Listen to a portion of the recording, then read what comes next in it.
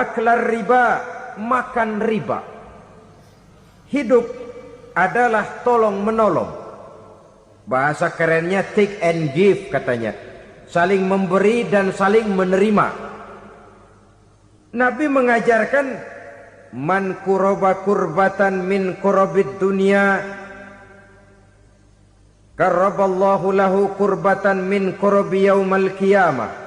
Wallahu fi aunil abdi madamal abdu fi auni akhihi. Siapa yang meringankan beban dari beban-beban yang derita seseorang di dalam kehidupan dunia, Allah akan meringankan bebannya daripada beban-beban yang harus dipikulnya di hari kiamat nanti. Wallahu fi aunil abdi madamal abdu fi auni akhihi. Allah senantiasa akan menolong seorang hamba selama hamba itu masih mau menolong saudaranya. Allah selalu akan menolong seorang hamba selama hamba itu masih mau menolong saudaranya. Apabila kita sudah berpangku tangan terhadap kesulitan orang lain, biasanya pun pada saat kita mendapat kesulitan, kita akan sulit juga memperoleh pertolongan. Nah, riba alias renten, kedoknya adalah menolong orang, tapi sama juga bulu buntutnya dilepas, palanya dicekek. Menolong orang pada akhirnya menjadi beban bagi seseorang. Dan memang mencari orang-orang yang berada dalam posisi kesulitan. Biasanya di daerah-daerah di mana musim paceklik jadi lapangan kerja sulit, sedangkan urusan perut tidak bisa ditunda, akhirnya orang terjebak ke dalam rentenir, ke dalam riba, ke dalam renten. Bunga berbunga sehingga satu saat jumlah bunganya bisa lebih besar dari jumlah pinjaman pokoknya. Kemudian kalau juga ternyata tidak bisa dibayar, rumah jadi taruhan. Memang rumah satu-satunya, begitu rumah ditarik mulain camping. Bukankah pada akhirnya akan mewariskan kesengsaraan? Oleh karena itu, kepada kita berusahalah jangan berhubungan dengan rentenir, jangan makan renten dan riba. Kepada mereka yang melaksanakan riba, walaupun mendatangkan keuntungan materi, tapi percayalah harta yang didapat dengan jalan riba tidak akan membawa keberkahan. Manakala tidak membawa keberkahan, dia tidak akan mendatangkan ketenangan di dalam kehidupan kita. Oleh karenanya memakan harta riba termasuk perbuatan yang merusak sendi-sendi kehidupan sosial, merusak kehidupan orang lain, merusak kehidupan masyarakat, tetangga, pergaulan dan sebagainya. Merusak akidah dan keimanan, merusak amal perbuatan yang sudah kita kerjakan, merusak sendi-sendi kehidupan sosial, pendek kata merusak segala hal di dalam kehidupan kita. Jauhilah olehmu 7 macam perkara yang merusak. Yang pertama, asyirku billah, menyekutukan Allah subhanahu wa ta'ala. Agama dimulai dari keyakinan, maka kehancuran agama selalu dimulai dari kehancuran keyakinan, iman atau akidah yang dimiliki oleh seseorang. Dan untuk menghancurkan nilai-nilai iman yang kita miliki ini, orang rasanya tidak akan menghantam kita dengan peluru kendali. Orang tidak akan mengirimkan nuklir ke sini. Orang tidak juga akan mengirimkan satuan militernya ke sini. Untuk menghancurkan nilai-nilai iman, dibanjiri kita dengan paham-paham yang merusak dan mendangkalkan akidah.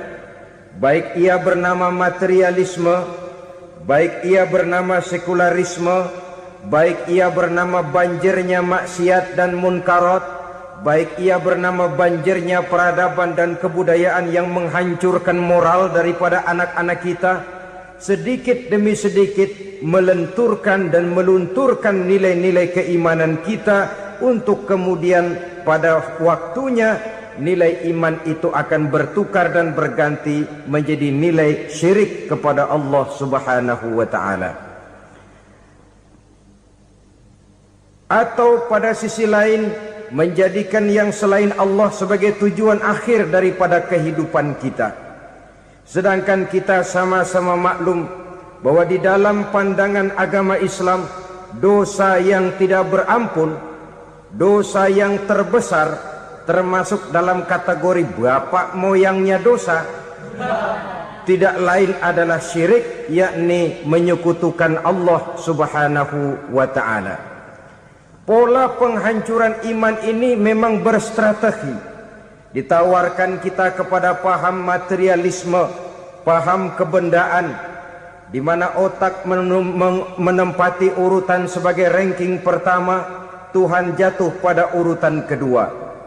Lalu menyusul kepada paham sekularisme, Allah dipisahkan dari seluruh kegiatan hidup ini, untuk pada gilirannya menjadikan yang selain Allah sebagai tujuan akhir daripada seluruh kegiatan hidup kita. Oleh karenanya, kewajiban menjaga nilai-nilai iman ini merupakan kewajiban yang mulia tetapi berat. Tidak hanya untuk kita, tetapi juga bagaimana mewariskannya kepada anak-anak kita, generasi yang akan datang. Orang-orang tua bijaksana yang diceritakan di dalam Al-Quran, kalau sudah berpikir tentang anak-anaknya, pertanyaan yang paling mereka risaukan ialah, ma ta'buduna min ba'di. Anakku, kalau pada satu saat aku, ayahmu sudah tidak ada lagi di dunia ini, meninggalkan kamu semua, ma ta'buduna min ba'di, apa yang akan kamu sembah nak?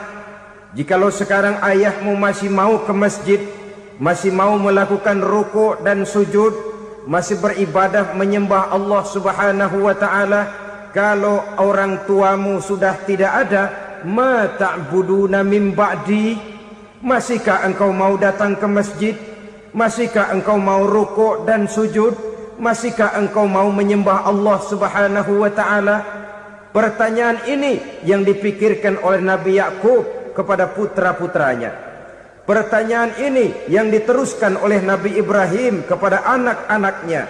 Pertanyaan ini yang diwariskan oleh generasi ulama salafus saleh kepada para generasi berikutnya.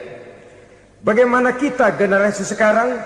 Kita orang-orang tua sekarang bukan berfikir ma ta'buduna min ba'di, malah yang kita fikirkan ma ta'kuluna min ba'di. Kalau bapak tidak ada nanti kamu makan apa nak? Perkara kamu nyembah apa? Urusan nomor 18. Yang penting kamu nanti hidup bisa makan nak. Maka kita sibuk mewariskan harta kepada anak-anak kita. Kita sibuk mewariskan kebun dan tanah kepada anak-anak kita. Kita sibuk mewariskan pabrik kepada anak-anak kita. Sementara kita lupa mewariskan intan yang paling mahal, mewariskan mutiara yang paling berharga, yaitu nilai iman kepada Allah Subhanahu wa ta'ala. Alangkah baiknya apabila warisan harta, warisan tanah dan kebun, warisan rumah dan pabrik didasari lebih dahulu dengan mewariskan nilai iman kepada Allah Subhanahu wa ta'ala. Sebagai orang-orang tua, kita boleh bersedih kalau anak kita tidak mengerti komputer. Kita boleh bersedih kalau anak kita tidak mengerti matematika. Kita boleh bersedih kalau anak kita tidak mengerti bahasa Inggris. Tapi sewajarnya lebih bersedihlah kita orang tua jikalau mempunyai anak yang tidak kenal Allah sebagai Tuhannya, yang kemudian tidak mau rukuk dan sujud kepada Allah Tuhannya. Itulah kemalangan yang paling malang bila kita meninggalkan generasi yang tidak bertauhid kepada Allah Subhanahu wa ta'ala. Betapapun anak kita tidak ngerti komputer, saudara, paling-paling kerugiannya cuma kerugian dunia. Masuk dia ke alam barzakh, munkar nakir tidak akan sempat tanya kau belajar komputer apa tidak. Kumpul dia di padang mahsyar, malaikat juga tidak akan tanya matematikamu nilainya berapa. Yang ditanya kau kenal Allah, kau rukuk dan sujud kepadanya, kau pernah datang ke masjid. Oleh karena itu sekali lagi, menjaga nilai iman tidak hanya untuk kita, tetapi juga mewariskannya kepada anak-anak kita, generasi yang akan datang. Sungguh kemalangan yang paling besar apabila kita meninggalkan anak-anak kita. Mereka kita tinggalkan lemah ekonominya, itu tidak baik.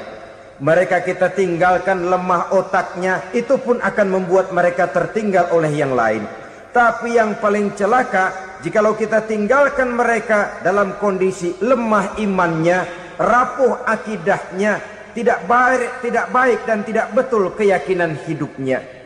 Oleh karena itu Nabi berpesan, jauhilah 7 perkara yang merusak. Yang pertama, syirik kepada Allah subhanahu wa ta'ala, menyekutukan Allah baik dalam ucapan, dalam keyakinan ataupun dalam perbuatan. Ini perkara pertama yang termasuk 7 perusak besar di dalam kehidupan. Kalau sudah jatuh kita ke lembah syirik, bagaimanapun banyak kebaikan yang kita kerjakan, berjiwa sosial, bertangan pemurah, gemar menolong orang lain, kalau memang dasarnya syirik, maka seluruh kebaikan kita akan hancur, tidak akan ada nilainya dalam pandangan Allah subhanahu wa ta'ala. Dalam pandangan manusia mungkin kita dicatat sebagai orang sosial, gemar menolong orang lain, tidak berpangku tangan melihat orang yang mendapat kesulitan. Tapi oleh karena dasarnya syirik, dasarnya tidak mentauhidkan Allah, maka seluruh nilai kebaikan yang kita kerjakan tidak akan ada nilainya dalam pandangan Allah subhanahu wa ta'ala.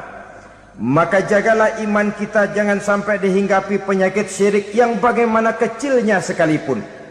Sekali lagi, baik syirik dalam bentuk ucapan, syirik dalam bentuk keyakinan, sampai kepada syirik dalam bentuk perbuatan, kita berhindar kepada sifat-sifat yang sedemikian itu. Karena apa? Dalam satu ayat Quran Allah subhanahu wa ta'ala menjelaskan, innallaha la yaghfiru ayyushraka bih wa yaghfiru ma duna dzalika liman yasha. Allah tidak akan memberi ampun kepada orang-orang yang menyekutukannya, tapi Allah masih mau memberikan ampun kepada dosa-dosa yang selain itu bagi orang-orang yang dikehendakinya. Dosa selain syirik, apabila kita bertaubat, Allah masih mau mengampuni. Tapi kalau sudah jatuh ke tempat syirik, itu sudah dosa yang tidak berampun. Taubatnya tidak lain melepas syirik, kembali kepada tauhid, berkeyakinan bahwa hanya ada Allah subhanahu wa ta'ala, Tuhan satu-satunya, yang lam yalid walam yulad walam yakul lahu kufuwan ahad. Tidak beranak, tidak pula diperanakkan, dan tidak satupun yang dapat menyerupai Tuhan Allah subhanahu wa ta'ala. Saudara-saudara kaum muslimin rahimakumullah, bahwa kita di zaman sekarang memang tidak menyembah berhala, ya. Bahwa kita tidak berterang-terangan mengatakan Tuhan lebih dari satu, memang. Bahwa kita tidak berkeyakinan Tuhan itu punya anak atau diperanakkan, tentu. Tapi dalam perbuatan dan i'tiqad, kita kadang-kadang jatuh tanpa kita sadari ke tempat yang bernama syirik ini. Oleh karenanya, di zaman di mana teknologi makin canggih, di mana kemajuan pembangunan makin menjangkau berbagai aspek kehidupan, diperlukan keseimbangan antara kemajuan fisik material dengan kemajuan mental spiritual. Apabila tidak ada keseimbangan, yang terwujud tentulah kepincangan, yang diawali dengan pincangnya cara kita berpikir, sehingga pada akhirnya akan mengarah kepada pincangnya cara kita berbuat dan bertindak di dalam kehidupan kita. Oleh karena itu Nabi berpesan, jauhilah sifat syirik, karena syirik merupakan dosa yang teramat besar. Ini sifat merusak yang pertama. Yang kedua, kata Nabi, wasihra, jauhilah sihir. Sihir ini juga termasuk perkara yang merusak kehidupan. Kita semua sama-sama maklum bahwa sihir sebenarnya bukan persoalan baru. Sejak sebelum datang Islam, sihir itu sudah ada. Di zaman Yunani kuno, sihir ada.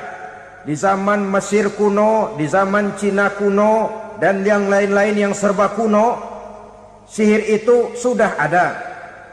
Bahkan para nabi pun, para rasul yang diutus oleh Allah Subhanahu wa ta'ala, senantiasa berhadapan dengan ahli-ahli sihir untuk menguji kebenaran dari misi yang mereka bawa. Sihir adalah perbuatan di luar kebiasaan yang bisa dikerjakan oleh ahlinya dengan bantuan jin atau setan. Hukum mempelajari sihir adalah haram, mengamalkannya lebih haram lagi. Sebab itu saudara-saudara, sihir merupakan perbuatan merusak yang harus kita jauhi. Ciri-ciri daripada perbuatan sihir, pertama, ia mengandung tipuan, bayangan khayal. Di zaman Nabi Musa misalnya, orang melihat tambang-tambang itu seperti ular.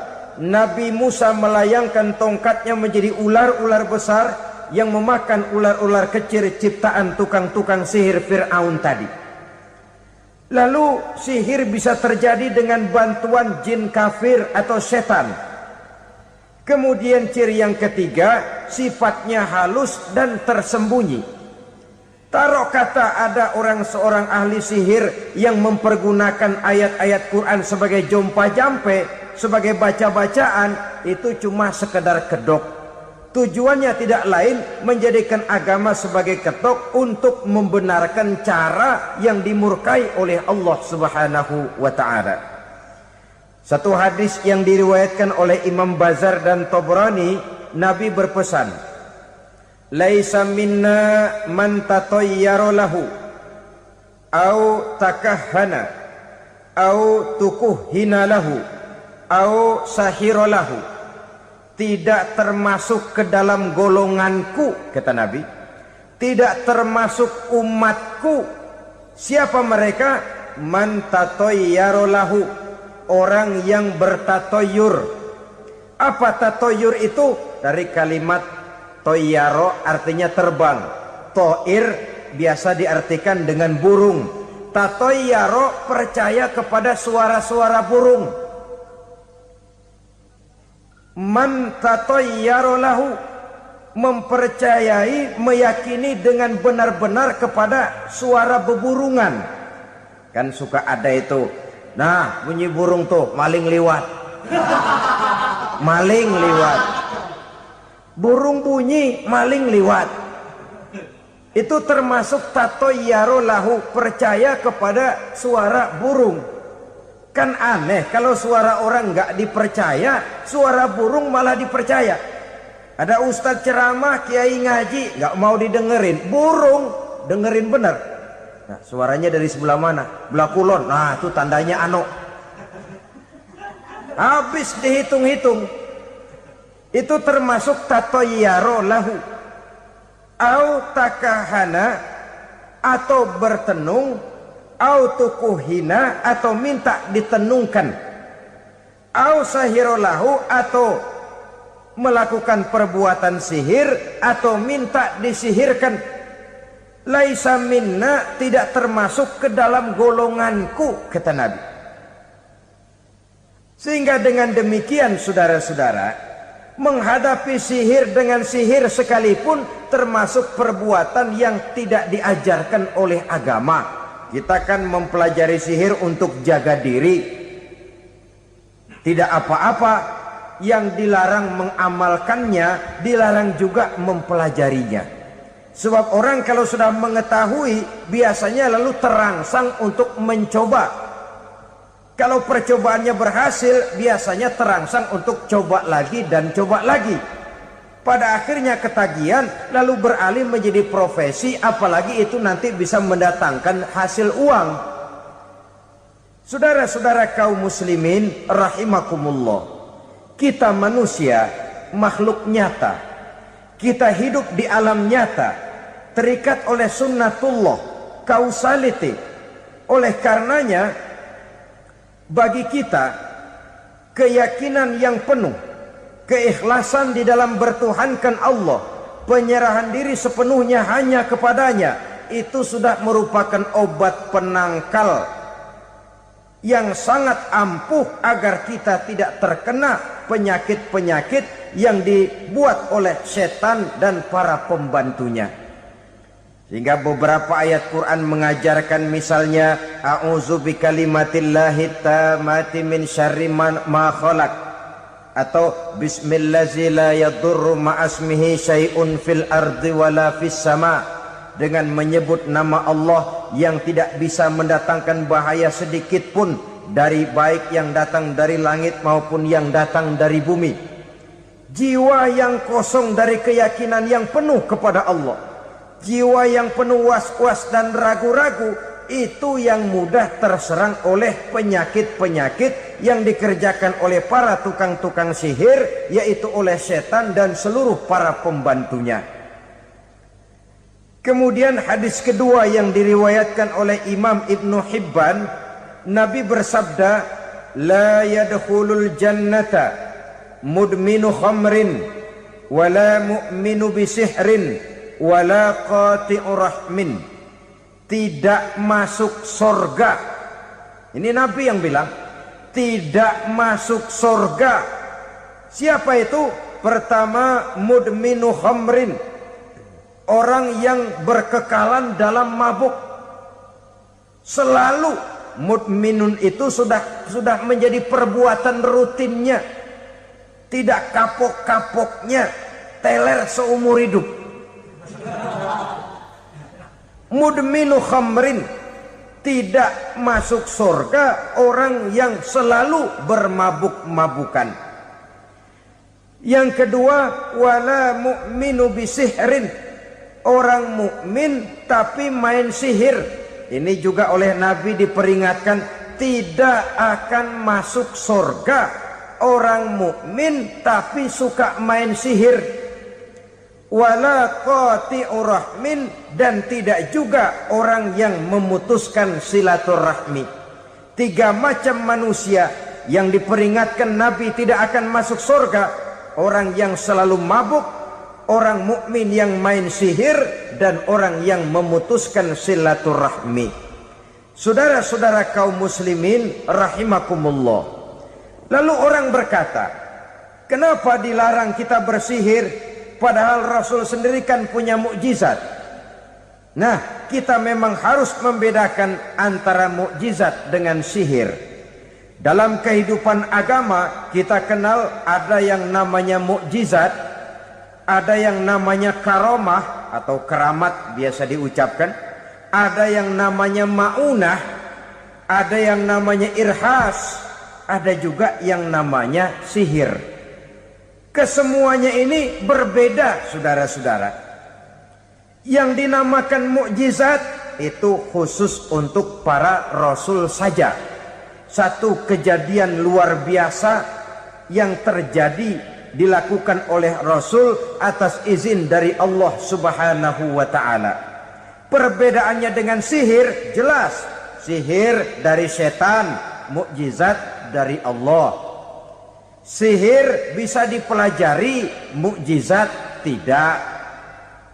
Sihir umumnya untuk maksud-maksud yang tidak baik, sedangkan mukjizat untuk memperkuat kebenaran yang disampaikan oleh para rasul dan ditentang oleh umatnya.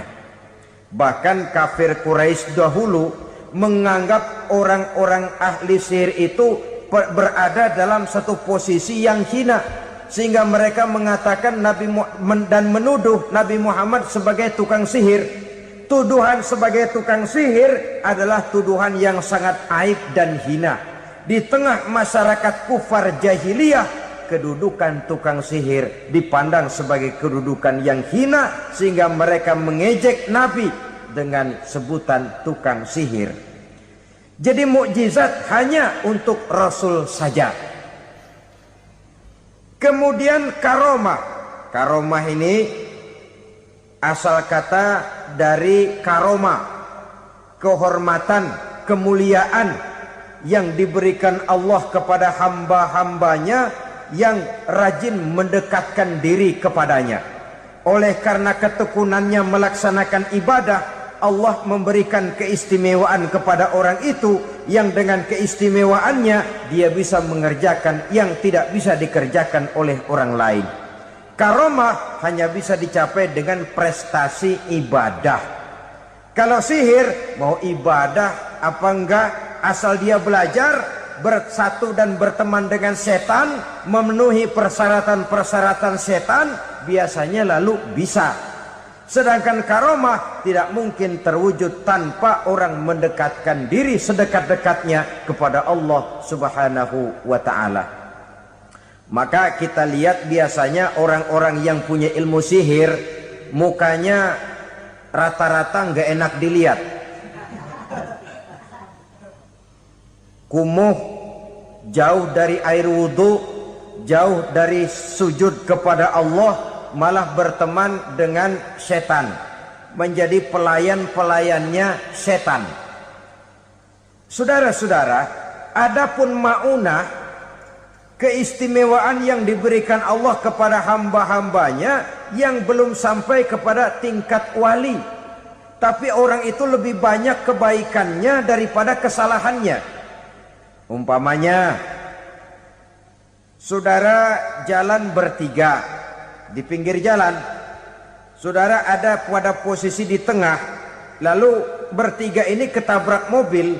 Menurut perhitungan saudara mati lebih dahulu, tapi terjadi hal yang aneh, dua teman saudara mati, saudara malah cuma luka dan lecet sedikit saja. Apa itu? Kalau kita lebih banyak kebaikannya daripada kesalahannya, itu yang dinamakan maunah, pertolongan yang diberikan Allah kepada hamba-hambanya yang lebih banyak kebaikannya daripada kesalahannya.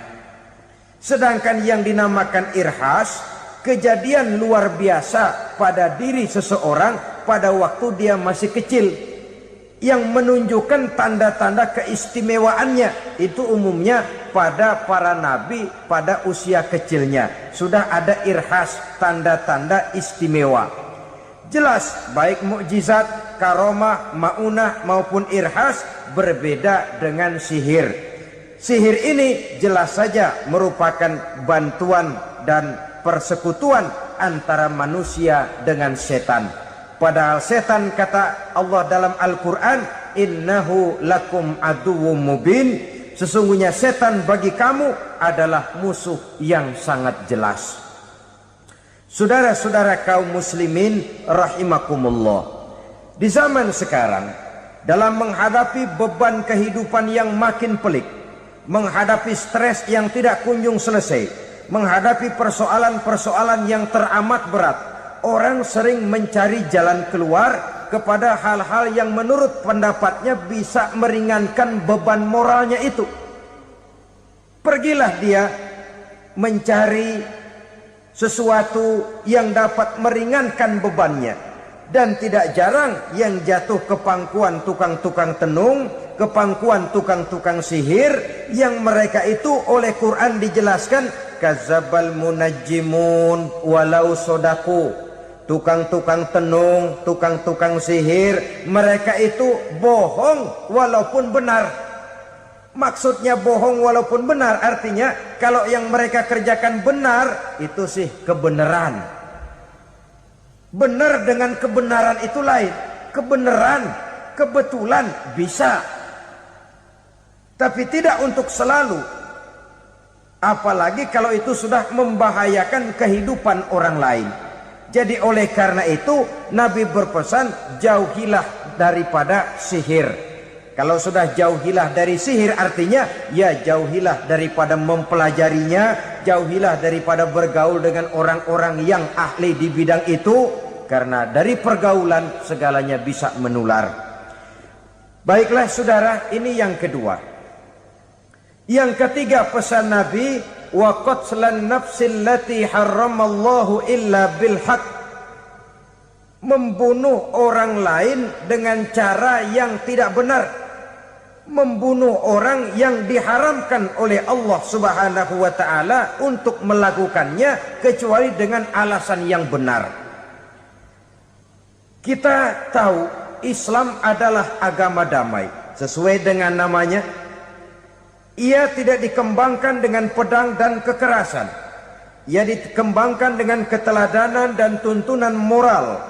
Oleh karena Islam bukan agama kekerasan, Islam pun tidak mementingkan dan mengajarkan kekerasan kecuali dengan alasan yang benar dan bisa dipertanggungjawabkan. Membunuh dengan sengaja, menghilangkan nyawa orang lain tanpa alasan yang bisa dibenarkan adalah merupakan dosa besar dan satu di antara 7 perkara yang bisa mendatangkan kerusakan dalam kehidupan dan yang hendaknya harus kita jauhi. Saudara-saudara kaum muslimin rahimakumullah, beberapa waktu yang lalu di sebuah kota kecil yang indah bernama New Auckland. Saudara tahu New Auckland? Itu dari Gunung Kidul masih ngidul lagi. Pernah diadakan satu seminar yang membicarakan bagaimana menyelamatkan masyarakat manusia dari bahaya Perang Dunia Ketiga. Diperkirakan kalau terjadi Perang Dunia Ketiga, manusia tidak akan tersisa. Sebab apa? Pada waktu itu cadangan nuklir yang dimiliki oleh bersama Amerika dan Rusia konon sudah sanggup memusnahkan 6 miliar manusia pada saat jumlah manusia baru 5 miliar. Jadi kelebihan nuklir dunia ini. Kalau terjadi Perang Dunia Ketiga, sulit manusia untuk tersisa. Maka dibahaslah di dalam seminar itu, wah, supaya tidak terjadi Perang Dunia Ketiga, maka perlombaan membuat senjata-senjata canggih, alat-alat pembunuh modern harus segera dibatasi. Dibahas, tidak mungkin kita membatasi perlombaan membuat senjata. Kenapa? Makin maju ilmu dan teknologi, makin canggih senjata yang ditemukan. Atom sudah meningkat menjadi nuklir, nuklir sudah meningkat menjadi neutron, dan kita tahu bom yang bernama neutron ini bom yang cukup membunuh tanpa perlu merusak. Artinya kalau dia diledakkan di kota kita ini, bangunan utuh, jembatan tidak ambruk, rumah-rumah tetap berdiri, tapi semua yang bernama hidup mati. Itu katanya lebih sopan dari bom atom. Sebab kalau si atom ini sudah membunuh, merusak pula. Neutron cukup membunuh saja tanpa perlu merusak. Jadi majunya senjata-senjata teknologi sebagai akibat yang logis dari kemajuan ilmu pengetahuan ini tidak bisa kita batasi. Dan memang sebenarnya yang bahaya bukan senjatanya, tapi manusia yang mengendalikan senjata itu. Mereka kembali kepada prinsip the man behind the gun. Bukan senjatanya yang bahaya, tapi manusia yang mengendalikan senjata itu yang bahaya. Walaupun senjatanya modern, katakanlah model M16 umpamanya, kalau yang mengendalikannya orang beriman, insya Allah aman. Tapi biar megang cuma senapan angin, kalau yang megang orang brutal, ngeri kita deket-deket. Apalagi kalau memang bukan ahlinya menggunakan senjata, bisa ngeker kaki kena jidat.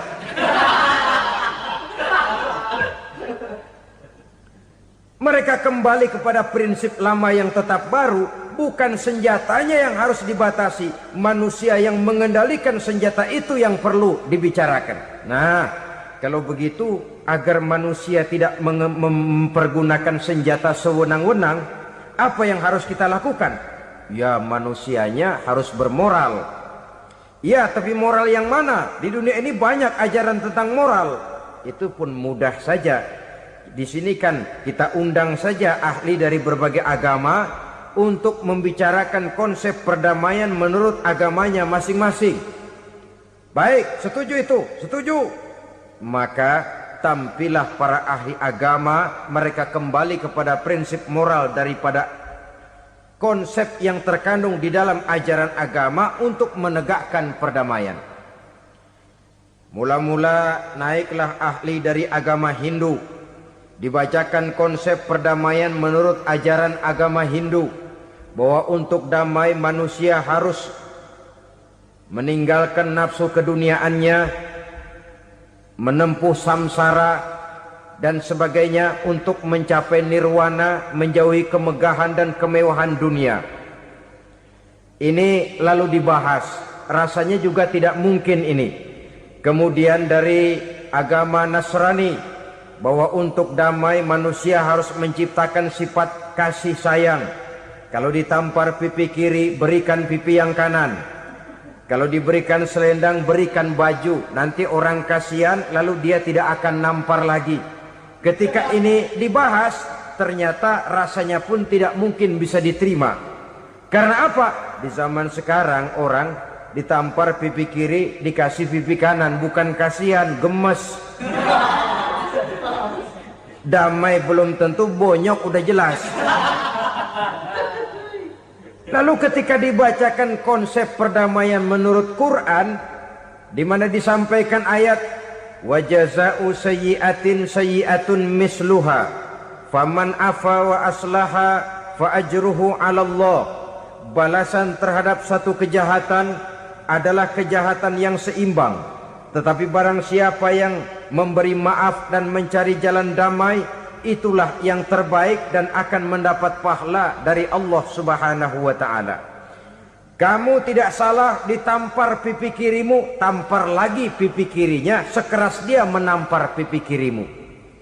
Nanti orang tidak mau menampar kita karena dia tahu kalau dia tampar kita, dia akan menderita tamparan sekeras dia menampar kita.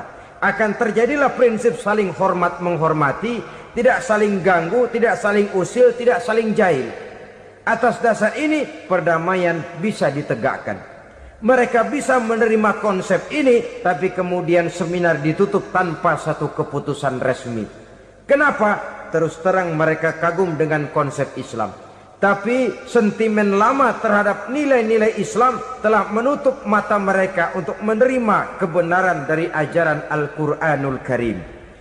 Saudara-saudara kaum muslimin rahimakumullah, kembali kita kepada persoalan pokok.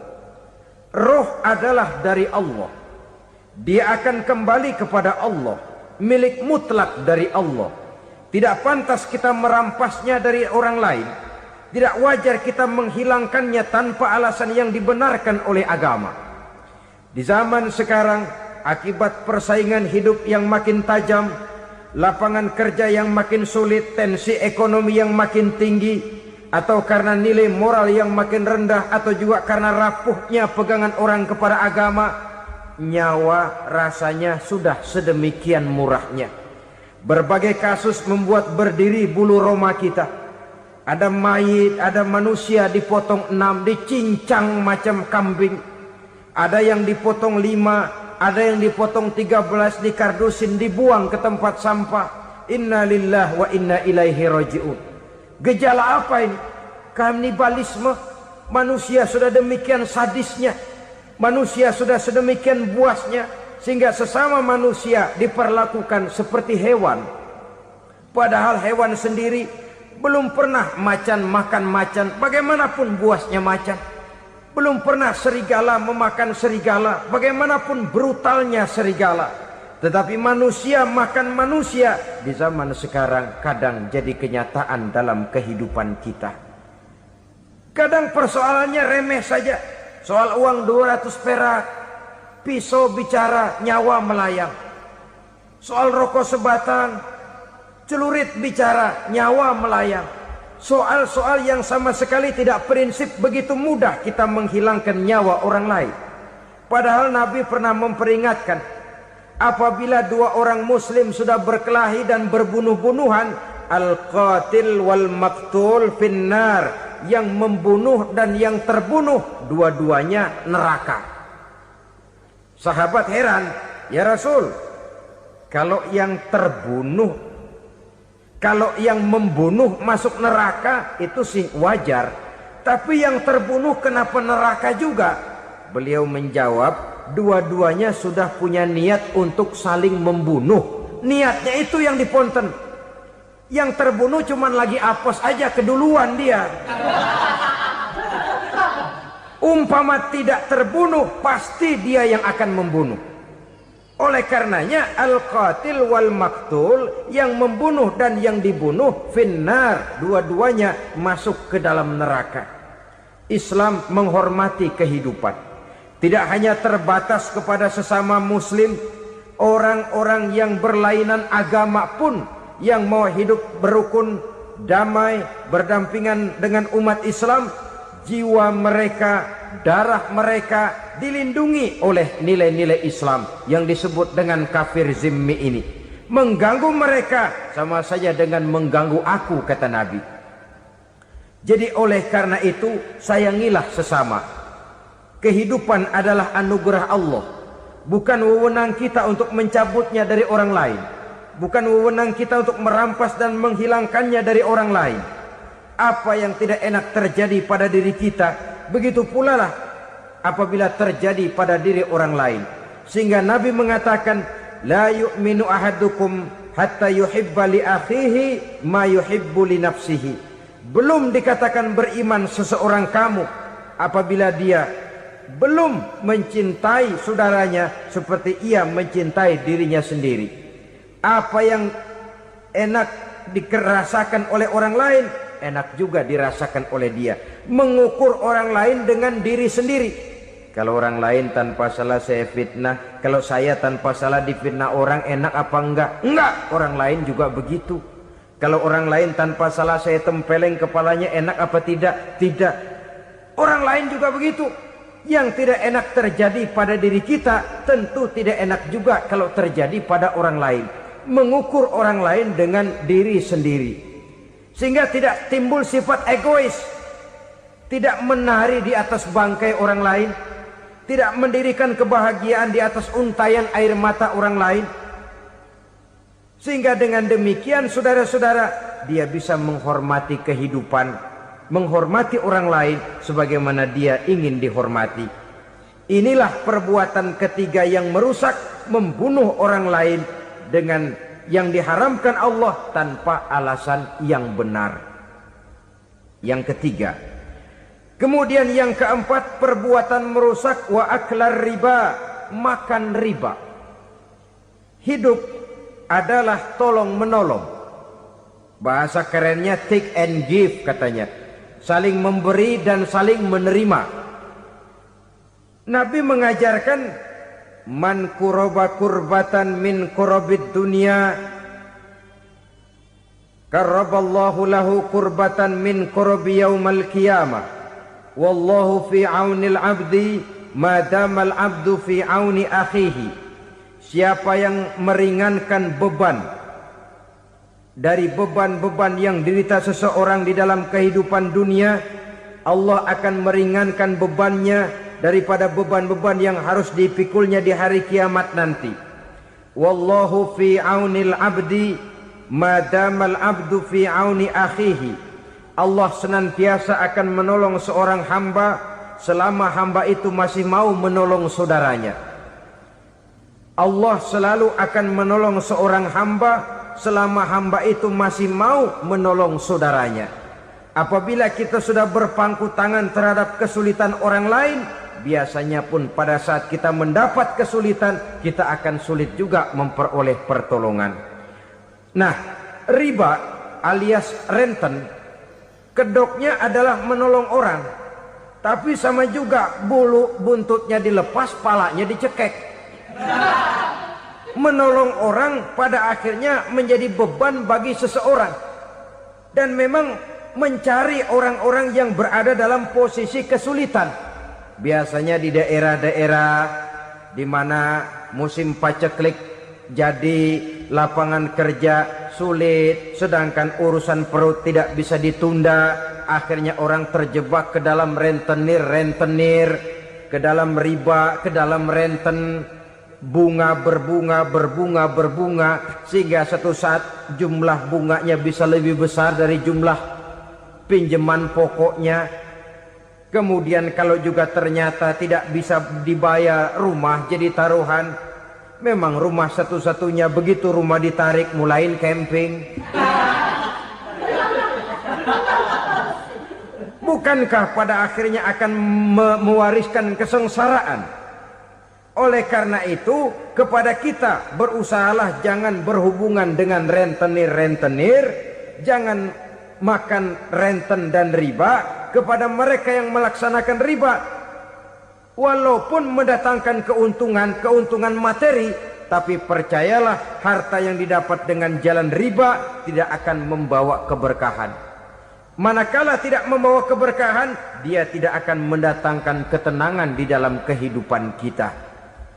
Oleh karenanya, memakan harta riba termasuk perbuatan yang merusak sendi-sendi kehidupan sosial, merusak kehidupan orang lain, merusak kehidupan masyarakat, tetangga, pergaulan, dan sebagainya. Yang kelima, wa akla malil yatim, memakan harta anak yatim dengan cara yang zolim. Nih, memang lezat. Anak yatim itu nggak tahu urusan apa-apa. Kita diamanahkan untuk mengurusinya. Kadang-kadang dibentuklah panitia penyantunan yatim piatu. Yatimnya mah tetap kelaparan, panitianya yang pada gendut.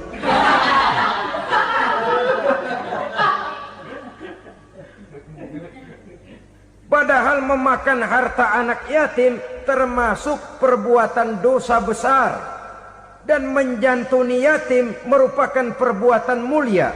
Nabi mengatakan, ana wa kafilul yatim kahataini yaumal qiyamah. Aku dan orang-orang yang menyantuni anak yatim seperti dua jari ini pada hari kiamat nanti. Dekat sekali. Jikalau ingin di hari akhir nanti dekat dengan Rasul, bersahabatlah dengan anak-anak yatim. Jadilah pengurus anak-anak yatim. Bangunlah panti-panti asuhan yatim. Pada saat bapak ibunya meninggal, kitalah yang menjadi orang tuanya. Bahkan sedemikian besar perhatian Islam terhadap anak-anak yatim ini, sehingga Quran memberikan peringatan, ara'aital ladzi yukadzibu bid-din fadzalikal ladzi yad'ul yatim wa la yahuddu ala ta'amil miskin. Tahukah kamu siapa orang yang mendustakan agama, beragama tapi dianggap dusta, solatnya dusta, puasanya dusta karena agamanya sudah berdusta. Siapa mereka? Fadzalikal ladzi yad'ul yatim, orang yang menyia-nyiakan anak yatim. Wala yahuddu ala ta'amil miskin, dan tidak pernah memberi makan kepada orang-orang yang menderita kemiskinan. Menyia-nyiakan, meninggalkan anak yatim termasuk perbuatan yang divonis kita sebagai orang yang mendustakan agama. Saudara-saudara kaum muslimin rahimakumullah, maka sangat dicela mengeksploitir anak-anak yatim, menjadikan mereka sebagai kedok untuk mencari kekayaan pribadi. Tetapi jikalau ikhlas, ganjarannya sangat besar, nilai pahalanya sangat besar. Menyantuni yatim tidak hanya setahun sekali. Kalau Muharram pakai istilah lebaran yatim, dibentuklah panitia, diberilah beras, uang 4-5 ribu rupiah, alhamdulillah. Tapi jangan lupa, si yatim tidak hidup cuma satu hari. Dia tidak hidup cuma di bulan Muharram saja. Dia hidup 12 bulan dalam setahun. Sebagaimana anak-anak yang lain, dia juga berhak punya masa depan. Dia juga berhak menikmati bangku sekolah. Dia berhak mengenyam arti dan makna pendidikan. Dia berhak membekali diri dengan ilmu dan pengetahuan, seperti halnya anak-anak yang lain. Maka kita yang diberikan keluasan oleh Allah, ingatlah itu. Bersahabatlah dengan anak-anak yatim, santuni mereka. Perkara setahun sekali di bulan Muharram, alhamdulillah, itu bagus, bin Thayyib alias baik. Tapi tentu dan tentu sekali lagi, si yatim tidak hanya hidup di bulan Muharram. Dia hidup 12 bulan dalam setahun. 24 jam dan di dalam sehari. Oleh karenanya menyia-nyiakan mereka pada saat posisi kita memang mampu akan memojokkan kita dalam satu posisi di mana kita dianggap sebagai orang yang mendustakan agama, memakan harta anak yatim dengan cara yang zolim. Bapaknya udah meninggal, kebunnya lebar, anaknya dikelecehin. Nah, dah kamu gak usah pusing, nanti saya yang ngurus. Akhirnya bukan ngurus, nguras. Si yatim mungkin tidak tahu bahwa dia disia-siakan, haknya diambil, miliknya dizolimi. Tapi Allah yang akan membalasnya dengan seadil-adilnya. Maka makan harta anak yatim biasanya balasannya tokcer bin paten. Nggak banyak selang tempo itu, nggak percaya cobain dah. Nyobain aja kan nggak bayar, umpama memakan harta anak yatim dengan cara yang zolim, ganjarannya biasanya kontan. Kenapa? Ratapan si miskin, untayan air matanya, jeritan kepedihan hatinya, membuka pintu langit, permohonannya diijabah, getaran hatinya didengarkan oleh Allah, maka balasannya biasanya kontan, spontan, tidak menunggu waktu terlalu lama. Itu di dunia, belum lagi di akhirat nanti. Bukankah dalam riwayat Mi'raj diceritakan Nabi melihat di neraka itu orang perutnya sebesar rumah. La haula wala quwata. Itu perut kayak rumah, bagaimana jalannya tuh orang. Dan memang gak jalan, diseret-seret oleh malaikat di neraka itu. Hancur perutnya, amburadul itu perut. Berantakan isinya, dibulatkan lagi, diseret lagi, hancur lagi, dibulatkan lagi. Sampai Nabi tanya, orang itu begitu berat siksanya kenapa ya Jibril? Itu Muhammad, waktu di dunia dulu rakus banget makan harta anak yatim. Begitu vonisnya, begitu menyedihkan nasibnya di akhirat. Tapi di dunia pun ketidakberkahan itu sudah membayangi kehidupannya. Oleh karena itu, kepada saudara-saudara yang mendapat titipan anak yatim, berbahagialah, karena semulia-mulia rumah adalah rumah yang di dalamnya ada anak yatim yang disantuni. Sehina-hina rumah adalah rumah di mana di dalamnya ada anak yatim yang disia-siakan. Begitu kata Nabi kita. Rumah yang paling mulia dalam pandangan Allah, rumah yang di dalamnya ada anak yatim yang disantuni. Rumah yang paling hina dalam pandangan Allah, rumah yang di dalamnya ada anak yatim yang nasibnya disia-siakan. Berbahagialah saudara apabila menjadi penyantun anak-anak yatim, pelindung mereka, sehingga mereka mempunyai masa depan sebagaimana anak-anak lainnya. Rasulullah sendiri sedemikian peka terhadap keadaan anak-anak yatim karena beliau sendiri memang mengalami. Umur 6 bulan dalam kandungan ibu, beliau sudah ditinggalkan oleh ayahnya. Pada saat berusia 6 tahun, ibu sudah meninggal. Yatim piatu dalam usia di mana beliau sedang perlu belas kasih seorang ibu dan pengertian seorang bapa. Kepekaan itu lalu timbul, bahkan kemudian sampai kepada beliau berkata, aku dan orang yang menyantuni anak yatim seperti jari tengah dan jari telunjuk di hari akhirat nanti. Sedemikian dekatnya. Baiklah ya, jadi yang kelima, memakan harta anak yatim. Jauhi karena ini perbuatan yang merusak. Yang keenam, watawalli yaumaz zahfi, melarikan diri pada hari pertempuran. Apa ini? Khianat. Tidak konsekuen dengan konsep perjuangan. Pada mulanya keras benar teriak, berantas korupsi, ganyang korupsi. Cuma karena belum dapat giliran.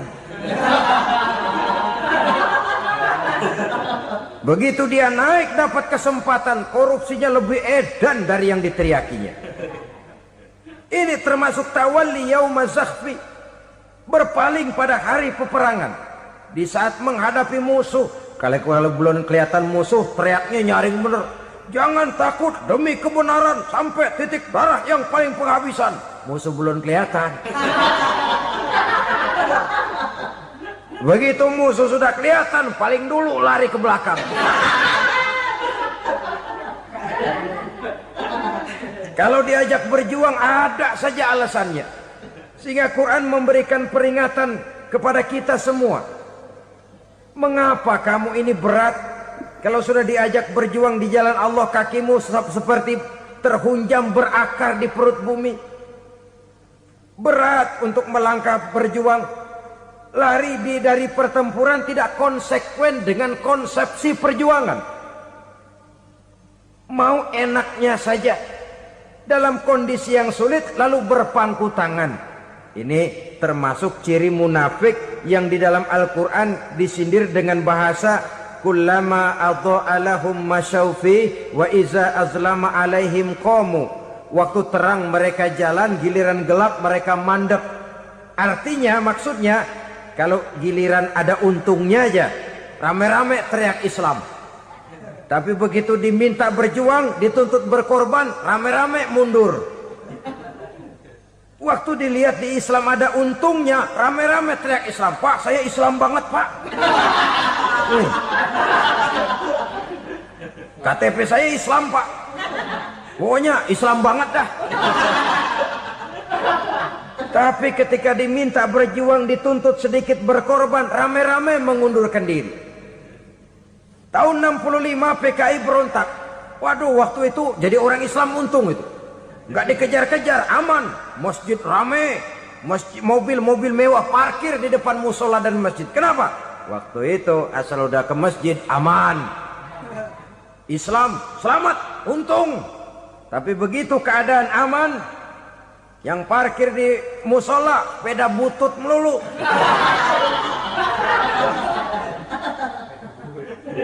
Waktu terang mereka jalan, waktu gelap mereka berhenti. Assalamualaikum warahmatullahi wabarakatuh. Alhamdulillahi rabbil alamin. Wa bihi nasta'inu ala umuri dunya waddin. Salatu wassalamu ala asyrafil anbiya wal mursalin. Sayyidina wa maulana Muhammadin wa ala alihi wa sahbihi ajma'in, amma ba'du. Pada pertemuan kali ini secara khusus kita akan membicarakan tentang puasa ini. Kita akan mulai dari yang pertama, puasa sunnah. Sebagaimana yang kita maklum, sunnah adalah satu perbuatan yang apabila kita kerjakan berpahala, tapi apabila kita tinggalkan tidak merupakan dosa.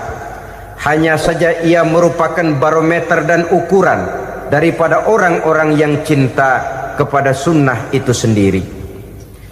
Ada banyak jenis puasa sunnah ini. Yang pertama, puasa sunnah di bulan Muharram. Rasulullah sallallahu alaihi wasallam bersabda, "Afdhalus siyami ba'da Ramadan syahrullahil Muharram, wa afdhalus salati ba'dal fardhah salatul lail." Diriwayatkan oleh Muslim dari Abi Hurairah. Puasa yang paling utama sesudah puasa Ramadan tidak lain adalah puasa di bulan Muharram. Dan solat yang paling afdol sesudah solat yang wajib adalah solat pada sepertiga malam yang akhir. Puasa di bulan Muharram merupakan puasa sunnah dan mempunyai nilai yang sangat besar dalam pandangan Allah Subhanahu wa ta'ala. Buat mereka yang mampu melaksanakan puasa sunnah di bulan Muharram ini, boleh melaksanakannya selama 10 hari. Hari yang pertama boleh juga 3 hari saja, atau setidak-tidaknya 1 hari daripada bulan Muharram. Yang kedua, puasa 10 hari daripada bulan Zulhijjah. Karena bulan Zulhijjah ini memang termasuk bulan yang dimuliakan oleh Allah Subhanahu wa taala. Pertama, di sana ada hari Tarwiyah, ada hari Arafah, ada hari kurban, ada talbiyah, ada pelaksanaan haji dengan segala manasiknya. Maka puasa sunnah di bulan Zulhijjah merupakan amalan yang sangat utama dan besar pahalanya dalam pandangan Allah Azza wa Jalla.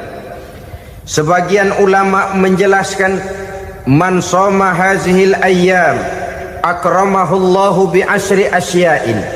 Siapa orang yang melaksanakan ibadah puasa sunnah pada hari-hari 10 di bulan Zulhijjah ini, Allah Subhanahu wa taala akan memuliakannya dengan 10 macam perkara. Saudara, ini keuntungannya.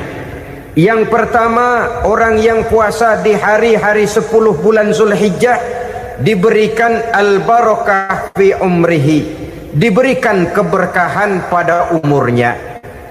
Setiap kita ingin memperoleh umur yang berkah. Umur yang berkah itu yang bagaimana? Apa yang jumlahnya panjang? Mungkin. Tetapi yang jelas, umur yang berkah ini adalah umur yang bisa dipertanggungjawabkan di hadapan Allah Subhanahu wa taala. Artinya, umur yang diisi penuh dengan kebajikan, umur yang diisi dengan segala macam kegiatan ibadah, dan umur yang dengan demikian sungguh pun kita sudah mati, jasad terkubur dalam tanah, nama kita akan tetap hidup, dikenal orang oleh karena kebajikan yang kita kerjakan.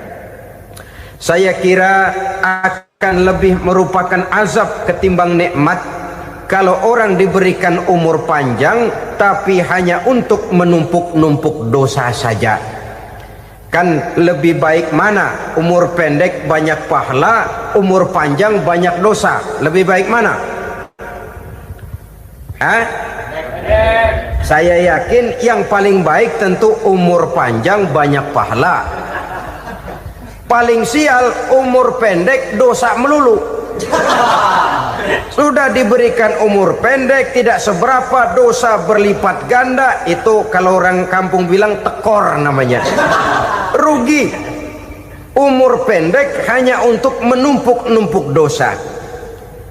Boleh jadi kalau umat-umat zaman dulu, saudara, mereka diberikan umur panjang. Nabi Adam, kita tahu Nabi Adam itu 2000 tahun umurnya. Nabi Nuh 950 tahun. Umatnya ya rata-rata segitu itu. Nah, kalau mereka misalnya punya umur 800 tahun, lalu 200 tahun mereka melakukan dosa, kan masih punya restan 600 tahun untuk taubat. Karena umurnya diberikan jatah panjang. Kita ini oleh Allah Subhanahu wa taala, umat Nabi Muhammad ini umurnya pendek-pendek. Kalau nyontoh Nabi 63 tahun saja. Kalau diberikan 70 tahun umur kita sekarang, itu sudah dapat jatah lebih 7 tahun. Alhamdulillah bahwa Allah memberikan saat-saat, waktu-waktu, tempat-tempat yang punya nilai istimewa, sehingga umur yang pendek ini bisa bernilai panjang, nilai ibadahnya bisa bernilai pahala seperti umat yang berumur panjang dahulu itu. Karena itu manfaatkan umur dengan baik, dan salah satu keberkahan daripada umur akan datang dengan melaksanakan ibadah puasa sunnah. Ini yang pertama. Yang kedua, az-ziyadatu fi malihi, berikan tambahan hartanya, menjadi orang kaya. Kaya apa? Kaya hati setidak-tidaknya. Karena dengan tekun dan rajin melaksanakan ibadah puasa, yang segera tertanam dalam jiwa seseorang merasakan cukup di dalam kehidupan. Itulah dia orang yang paling kaya, orang yang hidupnya paling cukup. Kalau orang sudah merasa cukup dalam hidupnya, maka itulah dia orang yang kaya. Saudara-saudara kaum muslimin rahimakumullah, puasa sunnah memberikan tambahan harta, usahanya berkembang, dengan demikian membawa keberkahan, hartanya makin bertambah, akan menunjang ibadahnya kepada Allah, lebih memantapkan dan membawa ketenangan dalam hidupnya. Itu termasuk berkahnya melaksanakan puasa sunnah itu. Yang ketiga, al-hifzu fi iyalihi, diberikan penjagaan, perlindungan terhadap keluarganya, anaknya sehat, sanak famili dan handai tolannya terjaga dan terpelihara dari segala malapetaka, dari segala mara bahaya, kesehatannya terjamin dan terpelihara. Itu sudah merupakan modal yang sangat besar di dalam kita mengarungi kehidupan.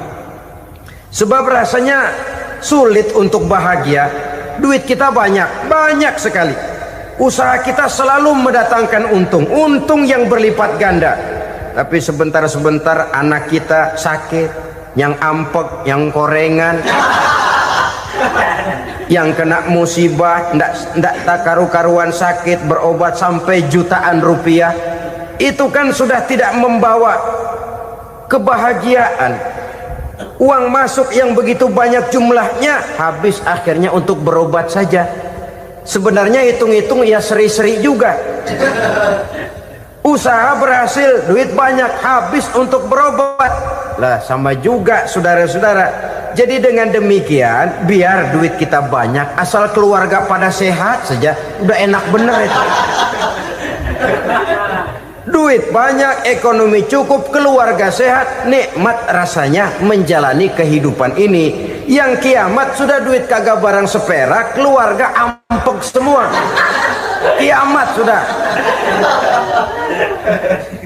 Saudara hadirin yang saya hormati, jadi yang ketiga, Allah memberikan pemeliharaan terhadap keluarganya. Satu kali orang dipelihara Allah, tidak satu kekuatan pun yang bisa mencelakakan. Satu kali orang disengsarakan Allah, tidak satu tenaga pun yang mampu menyelamatkannya. Itulah sebabnya perlindungan Allah, pemeliharaan Allah terhadap diri dan keluarga sangat kita perlukan di dalam kehidupan ini. Dengan melaksanakan ibadah puasa, kita mendekatkan diri kepada Allah. Dengan dekat kepada Allah, maka Allah pun dekat kepada kita. Sehingga dalam hadis qudsi dikatakan, ta'arraf ilallahi firraha ya'rifka fi syiddah. Ingatlah kepada Allah di waktu kamu senang, agar Allah ingat kepada kamu di waktu kamu susah. Yang kita laksanakan kadang-kadang sebaliknya. Waktu susah kita ingat Allah, waktu senang kita lupa Allah. Akhirnya nanti pada waktu kita melarat, kebelangsak, susah dan sebagainya, pertolongan tidak akan datang kepada kita. Benar, ta'arraf ilallah firraha ya'rifka fisyiddah. Ingatlah kepada Allah di waktu kamu susah, ingatlah kepada Allah di waktu kamu senang, agar Allah ingat kepadamu di waktu kamu mendapat kesusahan. Umumnya watak manusia memang kalau sudah dapat susah, ingat kepada Allah. Waktu duduk, waktu berbaring, sambil tidur, dalam segala keadaan Allah disebutnya, Allah dimintakan pertolongannya. Tapi dikala dia berada pada posisi di atas angin, merasa senang, bahagia, Allah terlupakan. Saudara-saudara kaum muslimin, itu yang ketiga. Yang keempat, at-takfiru li sayyiatihi. Orang yang melaksanakan puasa sunnah itu diampuni segala dosa dan kesalahan yang telah dilakukannya. Dan yang kelima, at-tad'ifu li hasanatihi, diberikan balasan yang berlipat ganda dari segala kebaikan yang dikerjakannya. 1 berbalas 7, 7 bisa berbalas 10, 10 masih berbalas 100, masih ditambah dengan wallahu yudha'ifu liman yasha. Allah melipat gandakan pahala orang-orang yang dikehendakinya. Maka carilah satu kebaikan yang apabila kita kerjakan, dosa akan dihapus dan nilai pahalanya menjadi berlipat ganda. Satu kali kita bekerja, 2-3 pulau bisa kita raih dan kita jangkau. Yang keenam, orang yang melaksanakan puasa sunnah di bulan Zulhijjah, at-tashil li sakarati mautihi, diberikan kemudahan pada saat menghadapi sakaratul maut. Maut a mysterious problem. Dia adalah pintu yang setiap orang pasti akan memasukinya. Bahwa mati adalah mati, itu semua kita tahu. Tapi hakikat orang pada saat menghadapi mati itu kan berbeda-beda. Ada yang matinya itu gampang sekali, persis orang tidur saja, tidak nampak gelisah, tidak bikin susah yang hidup, tidak gelimpangan di tempat tidur, persis seperti orang mau tidur saja.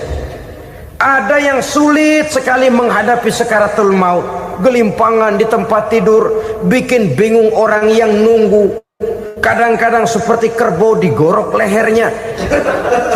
Saudara-saudara, sulit menghadapi sakaratul maut. Oleh karena itu Rasulullah sallallahu alaihi wasallam sering beliau itu kalau berdoa membaca Allahumma hawwin alayya fi sakaratil maut. Ya Allah, mudahkan saya di dalam menghadapi sakaratul maut. Rasulullah saja, saudara, orang yang ibadahnya paling banyak, orang yang hatinya paling bersih, orang yang akhlaknya paling luhur, masih berdoa semacam ini, mohon dimudahkan oleh Allah agar mudah menghadapi sakaratul maut. Apalagi kita, terus terang kita ini paling-paling kelas muhtalid, bangsa sama pahala mau sama dosa doyan.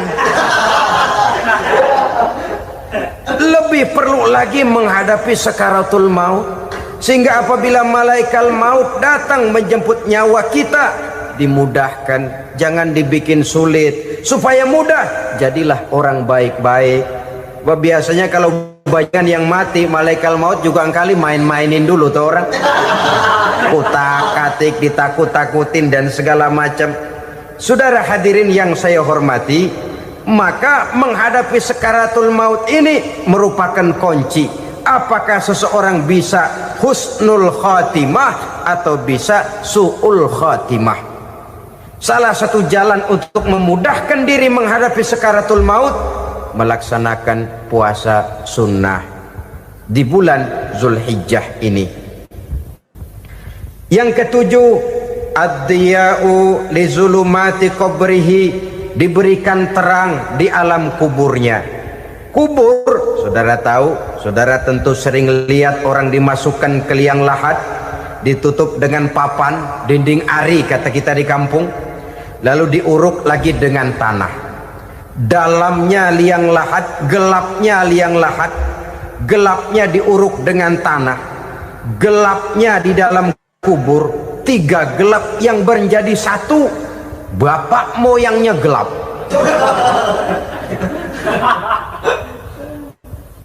Puasa sunnah ini merupakan terang di alam kubur kita nanti.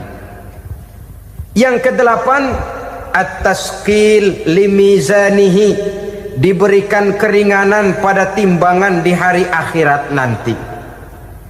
Bahwa setelah dibangkitkan dari kubur, setiap kita akan menghadapi perhitungan, akan ditimbang segala macam kebaikan dan segala macam kejahatan yang pernah kita lakukan di dalam kehidupan. Orang yang melaksanakan ibadah puasa sunnah, at-tasqilu limizanihi, diberikan keringanan timbangan hari akhiratnya nanti. Yang kesembilan, an-najah minal bala, diberikan keselamatan dari segala macam bencana. Dan yang ke-10, as-su'ud ala darajatihi, diberikan ketinggian, naik derajatnya, derajat di dunia, lebih-lebih lagi derajat di akhirat nanti. Ini keutamaan yang diberikan Allah Subhanahu wa ta'ala kepada mereka yang melaksanakan ibadah puasa 10 hari di bulan Zulhijjah menurut penjelasan sebagian dari para ulama kita. Jadi setelah puasa Muharram ada lagi puasa Zulhijjah. Kemudian puasa sunnah yang ketiga, puasa sunnah pada hari Senin dan hari Kamis. Apa sumber hukumnya? Diriwayatkan oleh Imam Muslim dari Abi Qatadah, Rasulullah Shallallahu Alaihi Wasallam ditanya tentang puasa pada hari Senin. Kenapa Rasul melakukan itu? Beliau menjawab, zalika yaumu wulidtu fihi wa yaumu bu'istu au unzila alayya fihi. Hari Senin itu adalah hari di mana aku dilahirkan dan hari di mana aku dibangkitkan. Wahyu pertama turun kepadaku pun pada hari itu. Maka sunnah melaksanakan puasa pada hari itu. Adapun hari Kamis, ada hadis yang diriwayatkan oleh Imam Turmuzi dari Abi Hurairah, Nabi bersabda, tu'radul a'malu yaumul isnaini wal khamisi fa uhibbu an yu'rada amali wa ana sha'im.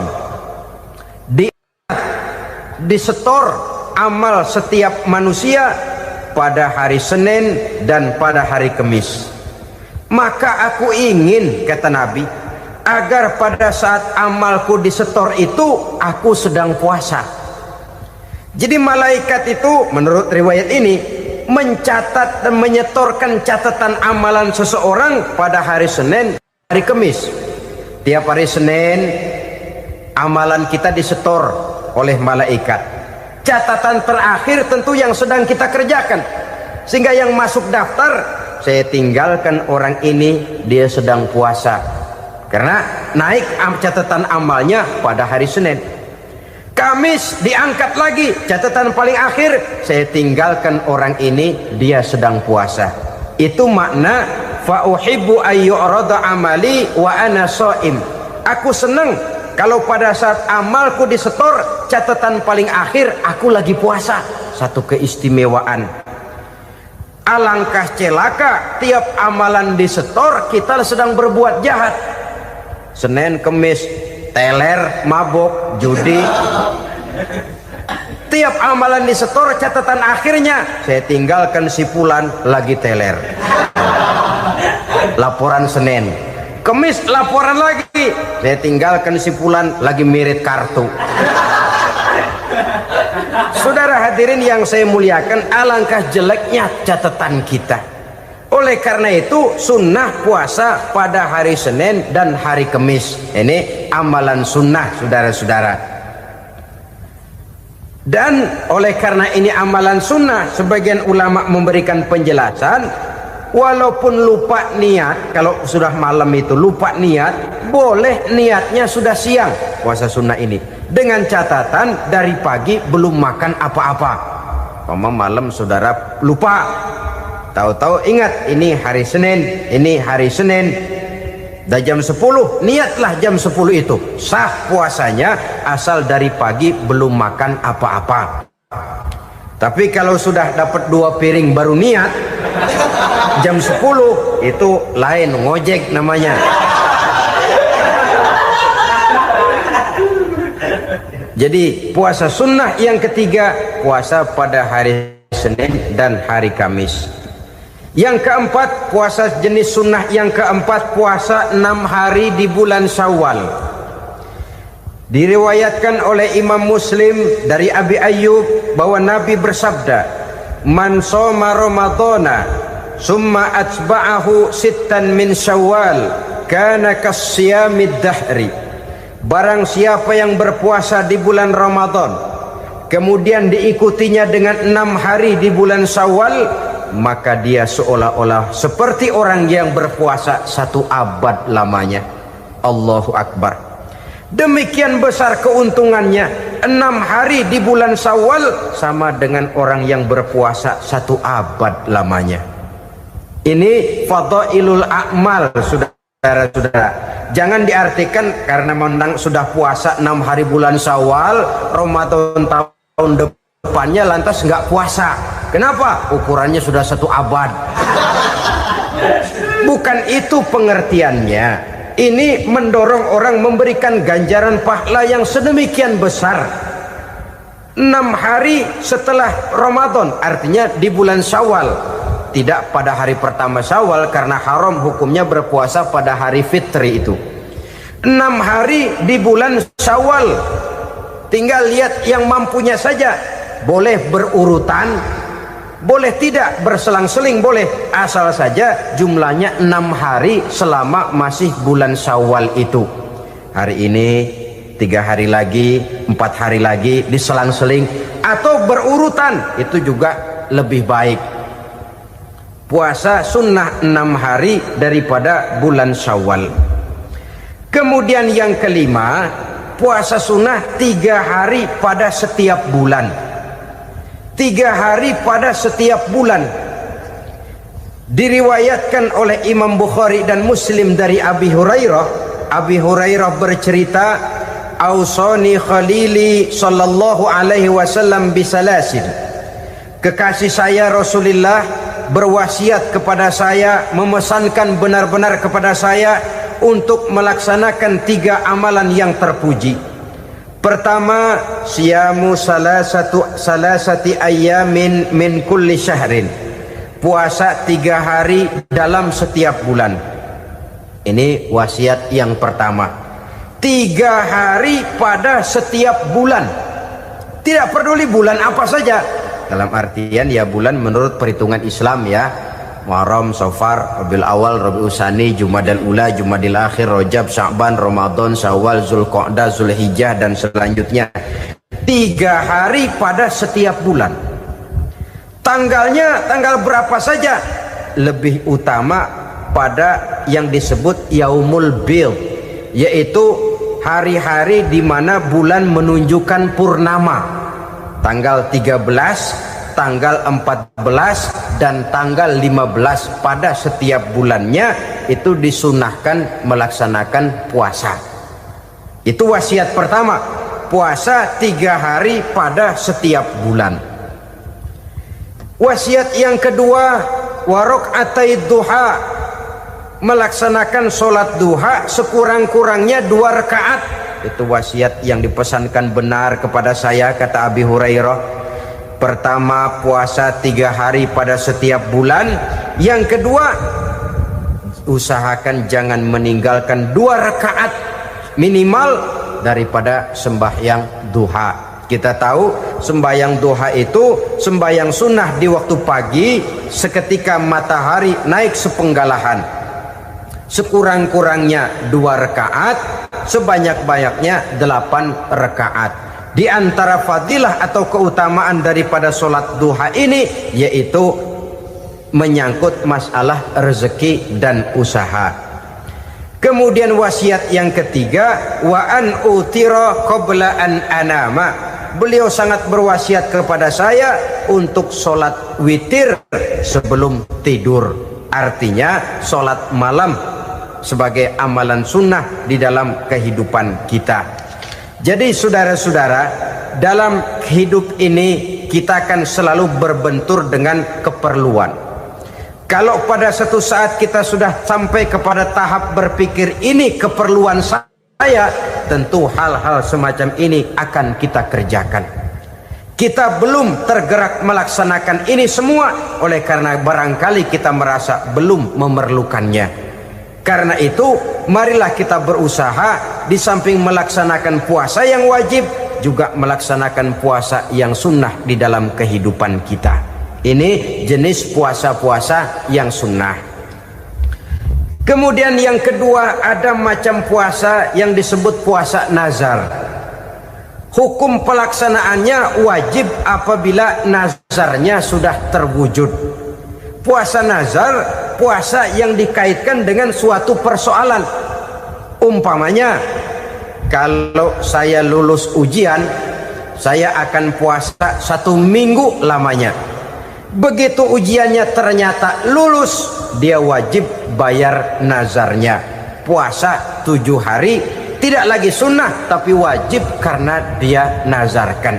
Asal saja tidak sah nazar kepada yang makruh apalagi kepada yang haram. Umpamanya nazar kalau tembus 6 nomor mau puasa 3 hari.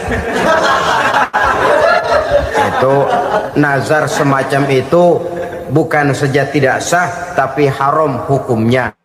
Tidak boleh nazar kepada yang makruh, apalagi kepada yang haram. Jadi apabila maksud yang sudah kita niatkan tercapai, wajiblah nazar itu dibayar, yaitu kalau nazarnya sunnah, melaksanakan ibadah puasa.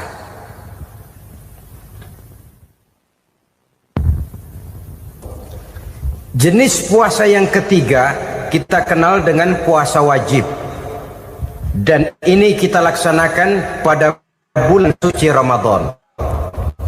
Tentang teknis pelaksanaan ibadah puasa di bulan Ramadan sudah pernah saya bicarakan pada pertemuan tentang Ramadan dan Idul Fitri.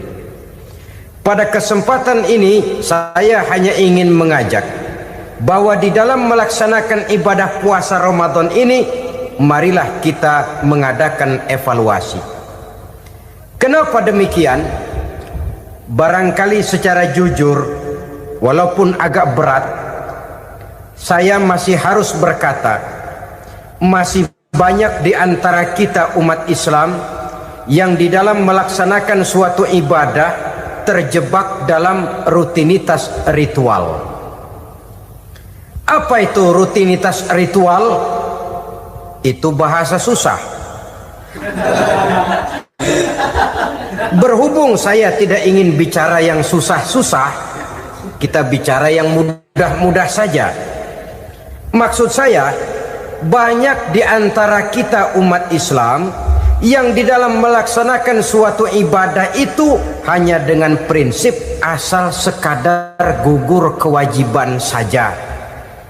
Akibatnya, sampai sejauh mana ibadah itu berhasil membentuk kepribadian diri kita, kita jarang mengadakan evaluasi dan penilaian. Sholat yang penting gugur kewajiban, puasa yang penting sudah gugur kewajiban, haji yang penting sudah gugur kewajiban.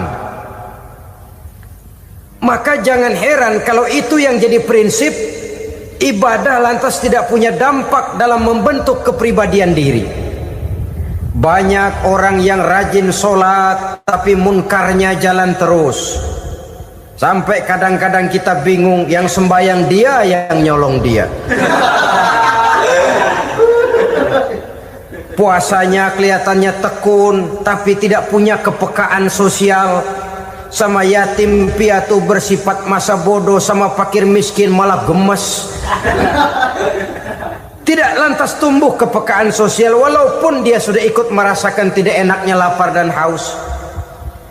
Ada juga yang sudah haji 4-5 kali mondar-mandir Jakarta Mekah, tapi gaya hidupnya tetap seperti katak di kolong tempurung, picik, sempit pandangan, dangkal hati, tidak terbuka walaupun sudah melihat Islam dalam skala internasional. Yang dia lihat, yang dia saksikan, yang dia pandang tidak sanggup menggugah dan mengubah jiwanya, tidak bisa mewarnai pandangan hidupnya. Inilah akibatnya kalau ibadah hanya dikerjakan dengan prinsip asal sekadar gugur kewajiban. Hasilnya yaitu tadi, hajinya cuma menang topi putih sama serban. Sholatnya cuma prinsip asal gugur kewajiban, begitu juga puasanya, begitu juga zakatnya dan ibadah-ibadah lainnya. Bukan tanpa satu maksud, jikalau Allah Subhanahu wa ta'ala memerintahkan kita melaksanakan ibadah puasa di bulan suci Ramadan, bahkan maksud itu sangat pada penghujung ayat yang memerintahkan kita puasa.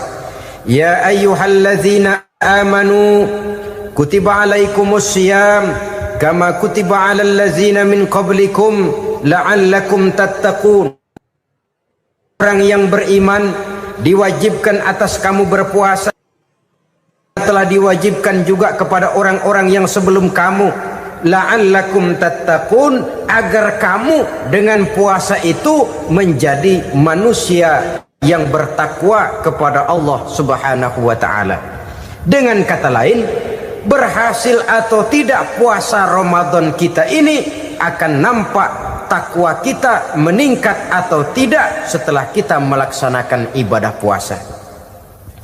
Sehingga kalau orang mengatakan Ramadan itu merupakan month of training, bulan latihan, keluar latihan tentu harus semakin naik dan baik gaya kehidupan kita. Jadi tujuan utama daripada pelaksanaan ibadah puasa adalah untuk membentuk manusia yang bertakwa. Nah, takwa itu kata Imam Qusairi hurufnya ada 4. Ta, qaf, wawu, ya. Masing-masing huruf ini simbol dari pribadi orang yang bertakwa, bina dan dibentuk oleh pelaksanaan puasanya. Mari kita lihat. Huruf ta adalah lambang dari sifat tawadhu, rendah hati. Orang yang bertakwa, orang yang tidak mempunyai sifat sombong. Puasa menanamkan kita kesadaran terhadap kelemahan, terhadap keterbatasan, terhadap segala ketidakmampuan yang kita miliki. Ya Allah, baru sehari nggak kena makan, nggak kena minum, sudah begini lemesnya. Puasa memang kalau pagi orang masih sehat, masih terdorong oleh sahur, siang masih lumayan, tapi zuhur ke atas biasanya mulai sikap lemah manusiawi, keterbatasan kekuatan biologis itu mulai nampak. Dari sini tanam satu kesadaran, kalau begitu apa yang mau disembuhkan di hadapan Allah? Kaya, siapa sih orang paling kaya? Ilmu, siapa sih orang paling pintar? Pangkat, siapa sih orang paling tinggi jabatannya? Dari sifat semacam ini lahir introspeksi, rasa mawas diri, timbul sifat tawaduknya, rendah hatinya, tidak melonjak menjadi angku dan sombong lantaran sedikit kemampuan dan kekuatan yang dimilikinya. Lalu untuk sikap yang lebih jauh, terwujudlah, terbentuklah apa yang dinamakan stabilitas temperatur batin. Orang tetap konstan menjaga nilai-nilai idealisme yang pernah dimilikinya. Dia mulai dengan adil, dia berjalan tetap dengan keadilan, dan dia berakhir juga tetap dalam keadilan.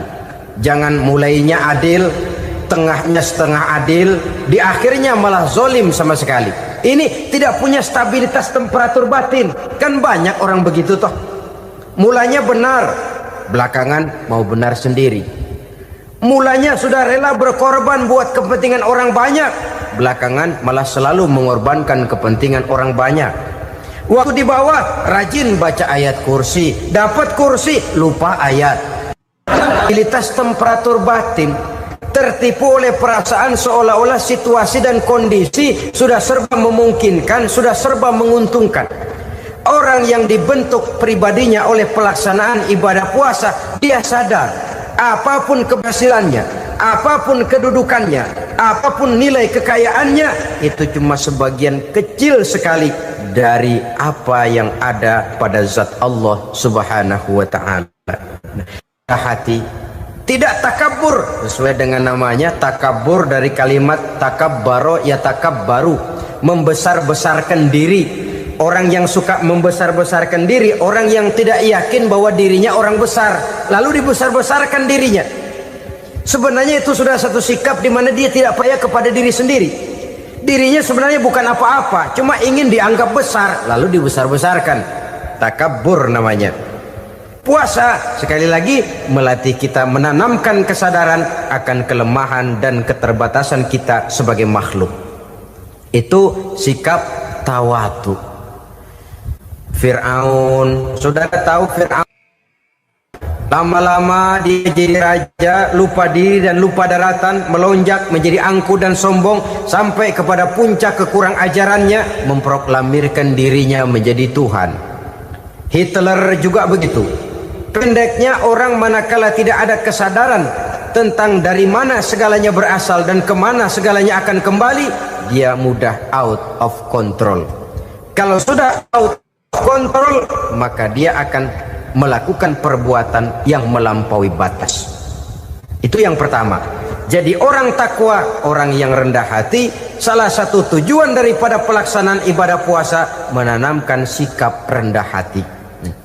Dari sikap rendah hati ini yang timbul lalu apa? Kepekaan sosial. Kalau saya puasa, saya sudah merasakan bagaimana tidak enaknya lapar. Saya sudah merasakan bagaimana tidak enaknya haus.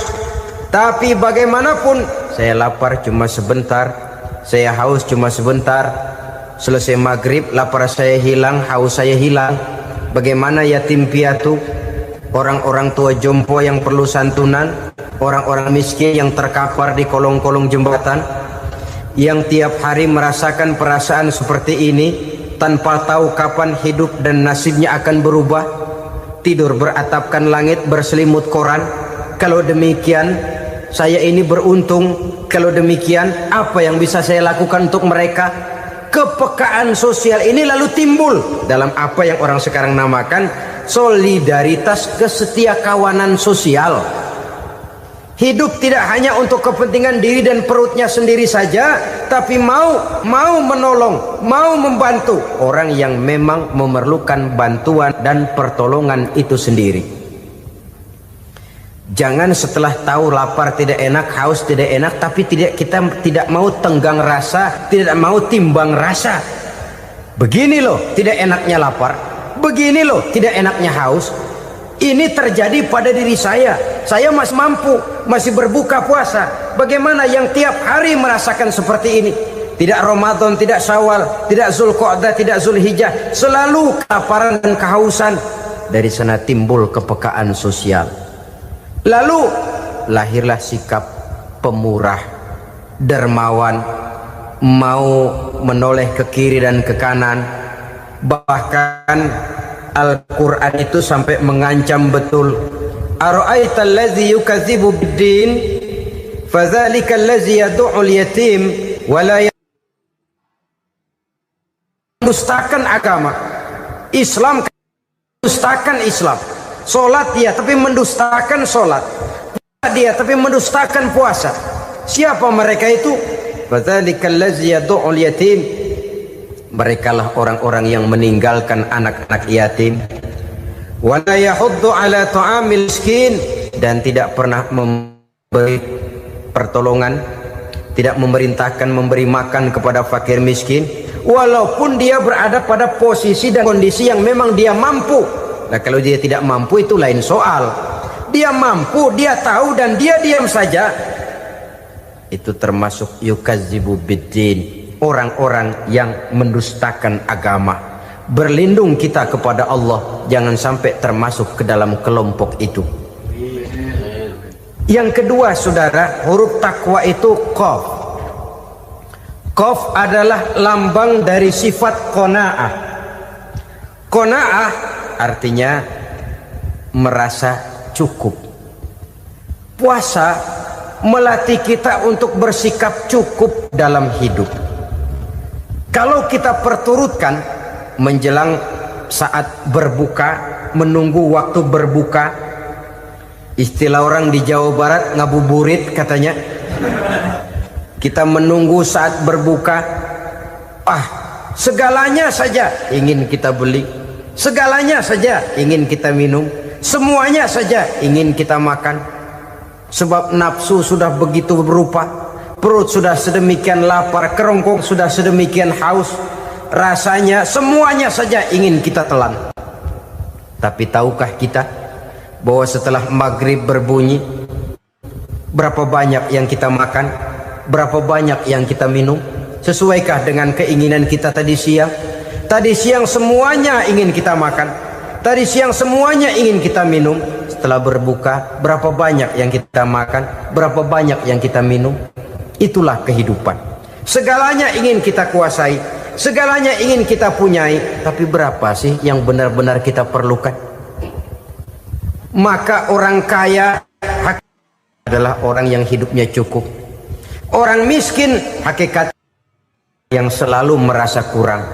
Bagaimanapun besar rumah, banyak uang kita, berpuluh kendaraan kita, kalau hidup selalu merasa kurang, itu artinya kita masih miskin. Maka jikalau ingin menjadi orang kaya, kuncinya hakikatnya cuma satu, hati kita merasa cukup dengan yang diberikan Allah, bersyukur atas segala nikmatnya, dan dengan syukur itu, nikmat itu akan ditambah oleh Allah Subhanahu wa ta'ala. Puasa menimbulkan sifat qanaah, dan qanaah adalah watak daripada orang-orang yang bertakwa kepada Allah Subhanahu wa ta'ala. Persis seperti orang minum air laut, makin diminum makin haus, makin diminum makin kering tenggorokan. Begitulah orang berhadapan dengan materi. Tadinya dia akan senang kalau dia merasa punya tanah ratusan hektar. Sudah ratusan hektar, tidak cukup ngelamun lagi, alangkah nikmatnya kalau bisa beli gunung. Gunung dibeli. Sudah punya gunung, lihat laut. Aduh, kalau laut juga bisa dibeli, beli lagi laut. Sudah punya laut, lihat ke atas, langit ada yang jual apa enggak ya?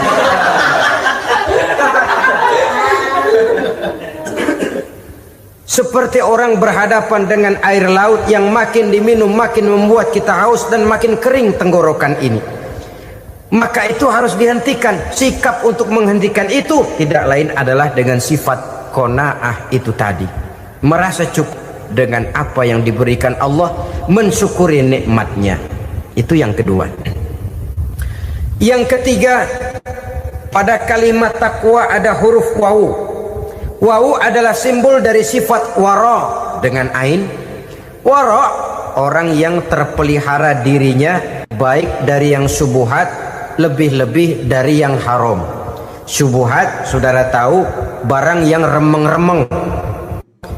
Tapi sungguh pun remeng-remeng, kira-kira prosentasenya 70-30. 70% haram, 30% kemungkinan halalnya. Maka yang syubhat lebih baik dijauhi daripada diambil.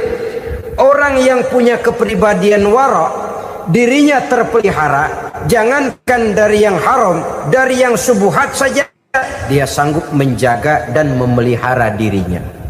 Oleh karena itu saya heran kalau orang di bulan Ramadan dia sanggup menjaga diri di waktu siang dari jenis makanan yang halal, dari jenis minuman yang haram. Ada tahu nganggur di meja siang, enggak dia makan. Ada air teh nganggur di meja siang, enggak dia makan. Padahal itu jenis makanan dan minuman yang halal. Tapi ketika datang maghrib, dia berbuka dengan makanan yang dibeli dari uang yang dihasilkan dengan cara yang haram. Bukankah itu sesuatu yang terbalik? Bukankah dengan demikian sudah tidak lagi menimbulkan sikap yang bisa memelihara dan menjaga kepribadian diri? Orang yang membiasakan diri terpelihara dari yang syubhat apalagi yang haram, maka baik yang dipakainya, yang diminumnya, yang dimakannya terdirilah dari barang-barang yang baik yang dihalalkan oleh agama. Wara. Kemudian yang keempat, pada huruf kalimat takwa ada huruf yakin. Huruf ya simbol dari sifat yakin. Orang yang puasa dibentuk kepribadiannya mempunyai satu keyakinan yang tangguh, dan keyakinan adalah ciri daripada orang yang takwa.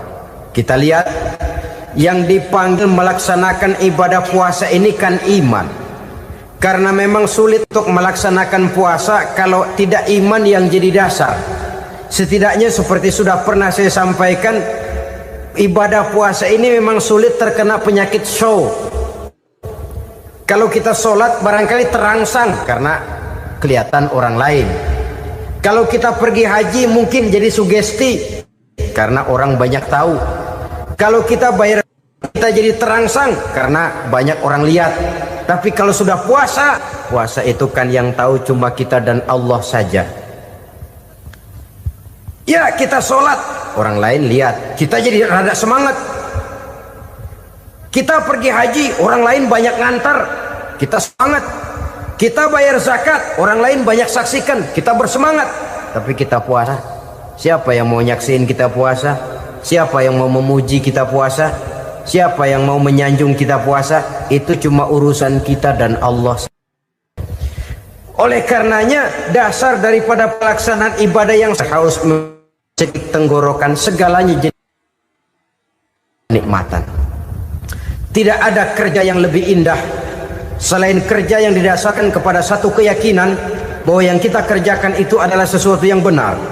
Dalam hal ini, sesuatu yang diperintahkan oleh Allah Subhanahu wa Ta'ala kepada kita. Saudara-saudara kaum muslimin rahimakumullah, demikianlah titik evaluasi kita. Jangan berpuasa hanya dengan prinsip asal sekadar menggugurkan kewajiban saja, yang akan berakibat Ramadan tahun ini berakhir begitu, Ramadan terjebak menjalani rutinitas ritualnya saja.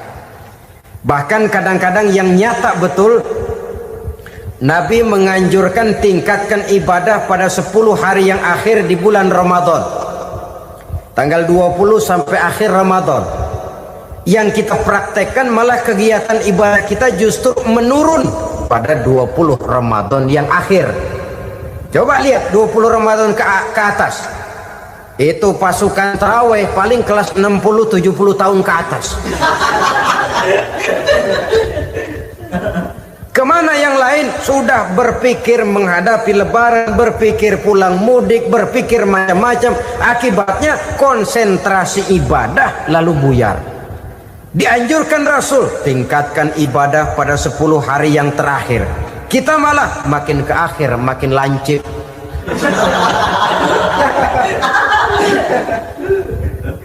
Saudara-saudara kaum muslimin rahimakumullah, kita terjebak oleh sesuatu yang sementara, oleh sesuatu yang bersifat kulit, lalu meninggalkan isinya.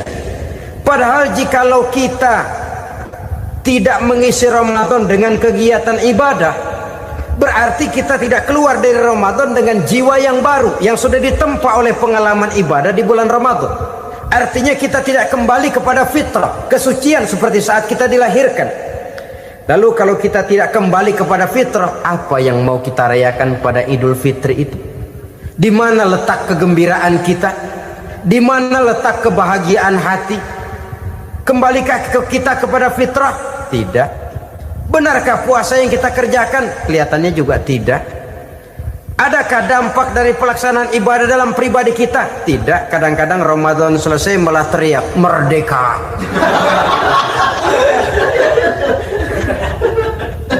Kalau tadinya Ramadan dia merasa terhalang, mau keluar siang, mau makan siang, bulan puasa, mau minum siang, bulan puasa, mau gandengan, bulan puasa. Ramadan selesai, kibarin bendera, teriak merdeka. Lalu kembali merajalela. Saudara-saudara, dampaknya tidak akan kelihatan. Padahal puasa yang baik, la'allakum tattaqun, membentuk manusia yang bertakwa kepada Allah Azza wa Jalla. Nah, sekarang apa kemudahan dan keistimewaan yang akan diberikan Allah kepada mereka yang sampai kepada tingkat takwa ini? Al-Quran menjelaskan, pertama, may yattaqillaha yaj'al lahu makhraja. Barang siapa yang bertakwa kepada Allah Subhanahu wa Ta'ala, maka dia akan diberikan makhraja. Makhraja itu jalan keluar dari segala macam kesulitan. Jalan keluarnya ada saja. Menurut ukuran kemampuan dia tidak mungkin, mustahil, tidak bisa, mana mungkin. Tapi pada waktunya ada saja jalan keluarnya. Termasuk jenis yang yaj'al lahu makhraja. Orang yang bertakwa kepada Allah selalu diberikan jalan keluar dari segala kesulitan yang dihadapinya. Siapa sih orangnya yang tidak pernah sulit dalam hidup ini? Siapa orang yang tidak pernah mengalami kesulitan? Tapi kadang orang menilai, itu kelihatannya hidupnya enak aja ya, kayaknya nggak pernah mengalami kesulitan. Sebenarnya bukan tidak pernah mengalami kesulitan, Allah selalu memberikan jalan keluar dari segala kesulitan yang dihadapinya. Lah kalau Allah yang memberikan jalan keluar, tentu sangat mudah sekali. Orang yang bertakwa diberikan jalan keluar dari segala macam kesulitan. Satu.